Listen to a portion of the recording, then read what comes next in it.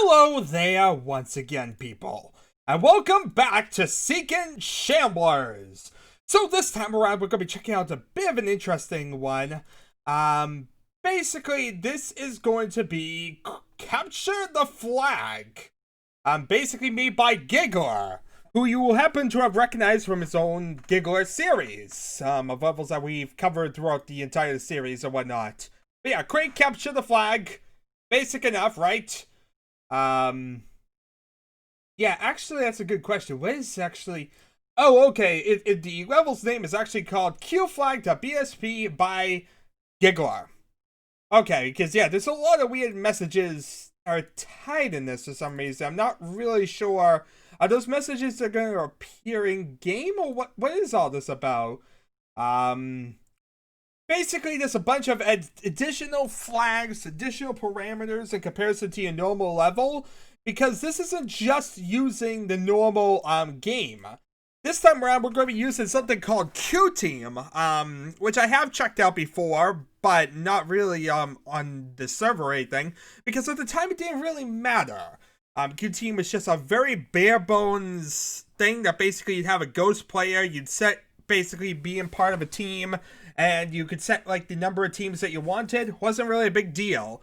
But the big difference between the previous version of Qteam 1.00 and the new one, 1.50, is that the new one basically supports capture the flag and tag-based play. There's apparently a Q tag and a Q flag based on that. The interesting thing is that I don't have anything about Q tag. Yeah, so hopefully one day I'll find that one. But for now, I don't have Q tag. I only have Q flag. I don't know why that is. I don't know why it was included. But yeah, Q flag. So, needless to say, that is kind of what I'm working with here, is Q flag. Which, as said, is basically the capture the flag base map. And as said, basically because of how it's designed and all that, Qteam is mandatory for this one. Kind of like Giggler's first mission. Yeah, you know, you can play it probably without it, but it's going to dump a lot of the resources out, because essentially you're going to have a lot of extra parameters put in there that are going to be not included if you're not playing with the right settings. So yeah, basically this is a map made specifically for Qteam. Specifically the new version that requires modified things to have the new features in any form or shape. Anyway, with that in mind, Quake Capture the Flag. So, this one seems to have been made after Giggler, but before Giggler 2 or Giggler 3, all that maybe, because it's not included in parts of other works. But then again, maybe it wasn't bothering saying all the other Gigglers. Anyway, Capture the Flag is a map where killing your enemies is not your goal. To score points, you and your teammates must capture your flag from an enemy base and return to your home base alive with the flag. Yeah, very simple. Your normal capture the flag base mechanics. We've seen capture the flag in quite a few different variants, as that's been a craze. Honestly, I'm curious, did capture the flag come before Quake modifications? I can't imagine people just kind of coming up with it in Threewave Capture and all those. Where did it come from before that? Was it like Marathon or one of those had like capture the flag? It just feels kind of weird to have it all of a sudden come out of thin air when Quake came out. This early especially. But, you know, this was also a big point because this was the first time you really had multiplayer to this level. You gotta remember with Doom, it was only land-based. So, I don't know, maybe the larger scale helped? I'm not really sure, but I don't recall any type of capture the flag-based things with Doom. No. So, that's rather interesting. You know, with all Doom's modifications and stuff like that, actually, that's actually another good thing to mention. I don't think you could really modify the Doom mechanics. And that might have been a big reason for that, why it wasn't having, like, capture the flag and all that. A big difference between Quake and Doom is that in Doom, you basically were stuck with the game. In Quake, you were able to change around the code, compile it, all that, back in 1996. Now, when id released all their sources in 1999, that all changed, and you were able to do anything in Doom 2, which is the reason why we have GZ Doom and all these fancy ports nowadays. But yeah, back in 96, you couldn't really do much with Doom. It basically was you could make maps, but I don't think you could really, you could change graphics, you could make maps, but I never saw like anything that allowed you to change mechanics of the game. So anyway, massive ramble aside, it's basic capture the flag. So, this basically is going to make use of a spectacular teams patch coded by Gary Griggs. This team patch allows for dynamic team scoring, capture the flag, and Quake tag type games. This Quake sees patch's capabilities makes it the best team patch available. Yeah, I'm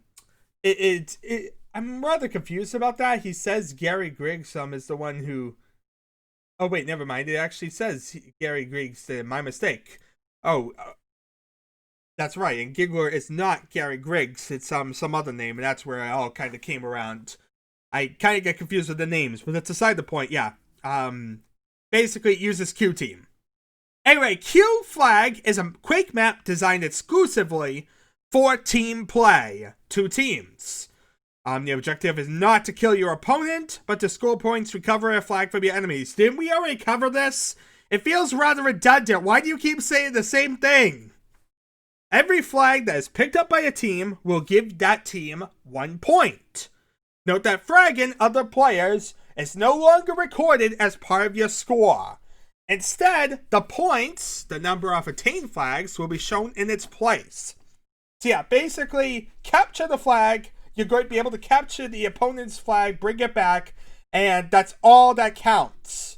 No longer is fragging in any way counted as capture a flag. That's kind of different compared to some other versions of capture the flag, whereby they would allow you to frag other players or capture the flag.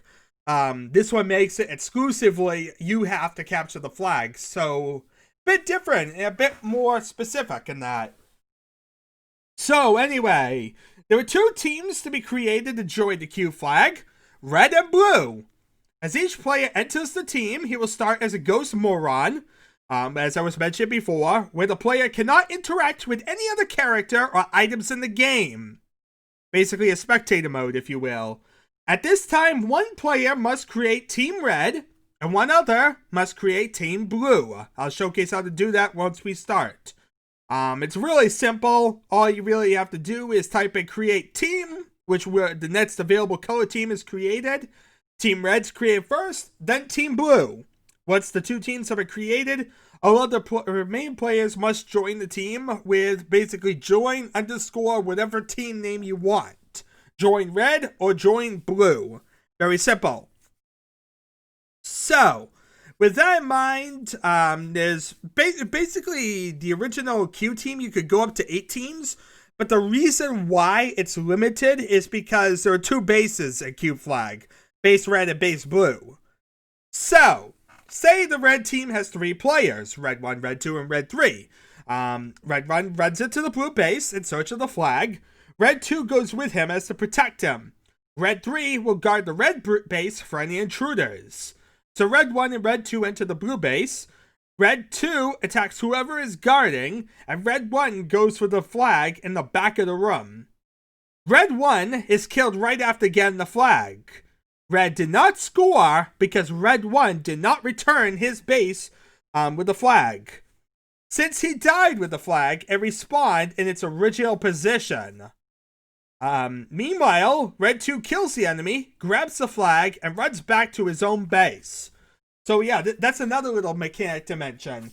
Certain capture the flag games, where you die is where the flag was left. This one, it respawns right back to where it was if you killed the person. Bit different mechanic, but still very much capture the flag, and depending on the one, works just as well. If Red 2 gets back inside his base and jumps in the teleport hole, he has scored. If Red 2 is stopped short by an opponent and killed before reaching the teleport hole in his own base, then he has not scored and must try again. Note that a player carrying the flag glows and, furthermore, has no weapons. That's probably the most significant part of it. If you have a flag, you cannot fight in any way. You're basically a synth duck that needs to be defended. Very important for the strategic thing. So yeah, you can basically change the frag limit however you want, but basically it's designed for the first team to 10 points wins. Yeah. You can, single player is just for viewing learning purposes. It's only for really deathmatch here. Team play, 4 to 8 players is recommended. It's not really made for the smallest of players. If you have like 2, it's not really going to work because you can't really shoot at each other once you get the flag. Yeah. So anyway, this was made using BSP Alpha version 0.30. I think that's BSP. I don't know if BSP Alpha and BSP are different things, or if it's just saying the alpha version of BSP. I'm gonna have to look into that, I assume.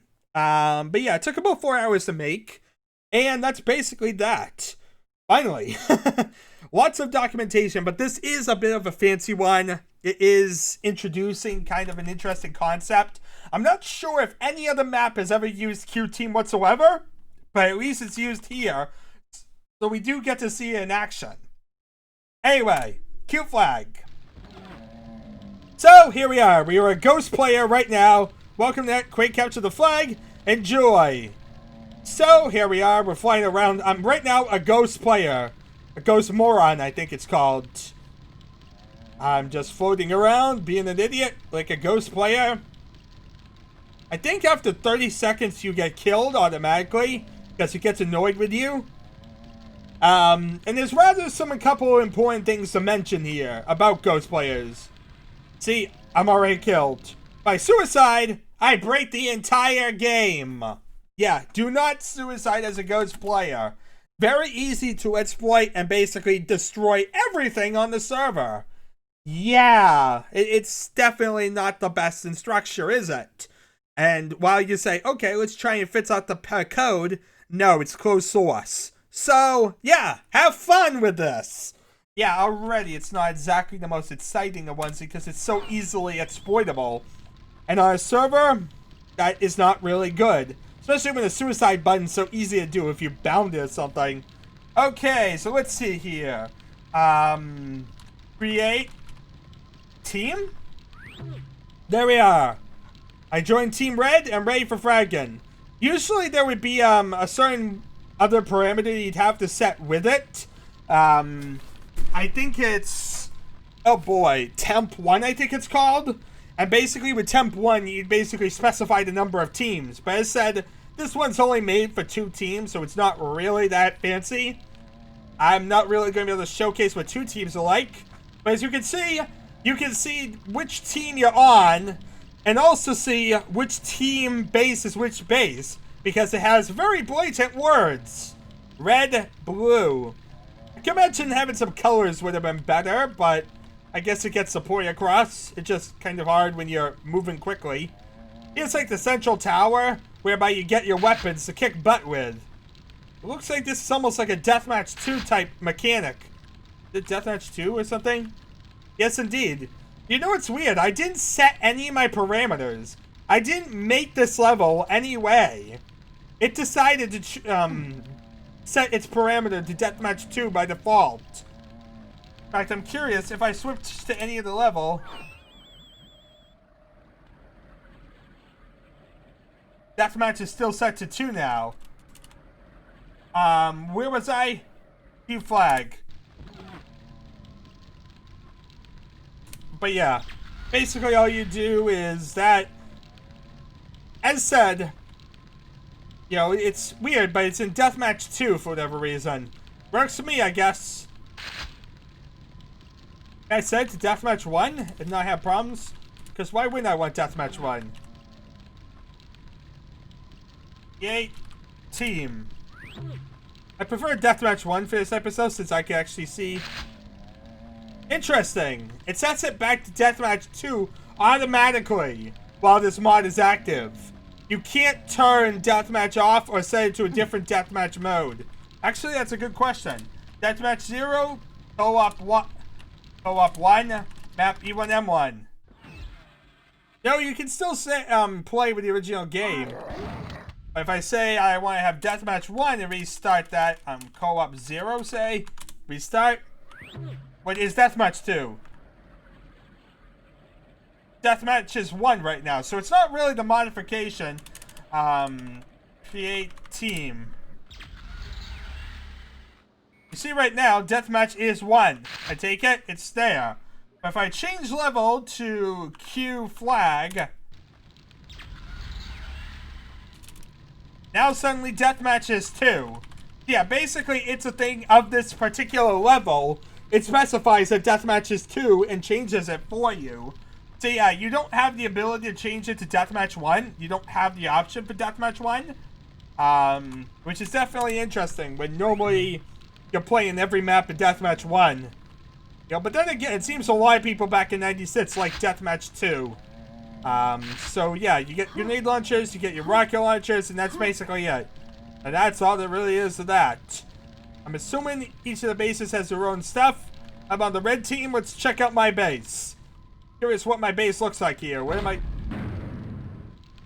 Into the base. I'm assuming the rune is my flag, obviously. There's a double-barreled shotgun at the window. I'm surprised also I spawned in the middle instead of like...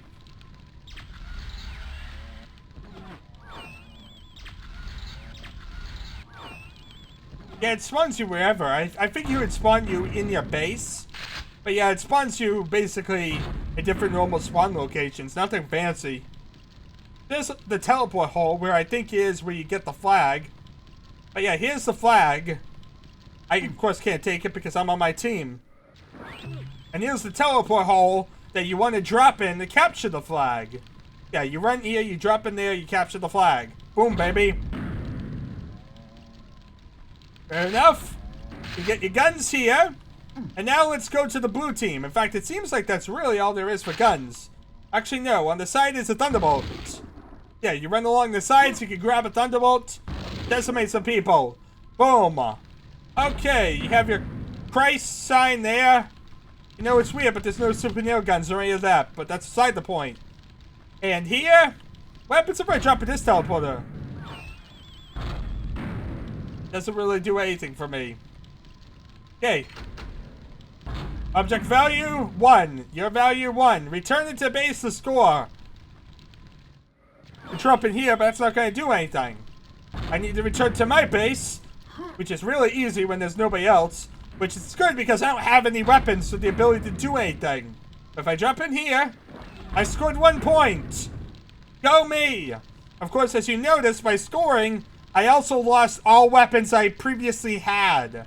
So yeah, I have 1 point, I succeed in scoring, but you also lose whatever weapons you had when you pick up the flag. Very important fact to know. But yeah, really, a couple different weapons, nothing really fancy. It's a very bare bones arena, if you can see. Nothing more than really the essentials. It was really created more as like a proof of concept, more than being something really fancy and fleshed out. But it gets the point across, and it definitely seems like a little functional thing. Definitely a little different game, if you will. The biggest issue with it is that it uses Qteam, which is a closed source modification. Yeah, you can't really use this with anything else, which is rather distressing in that way.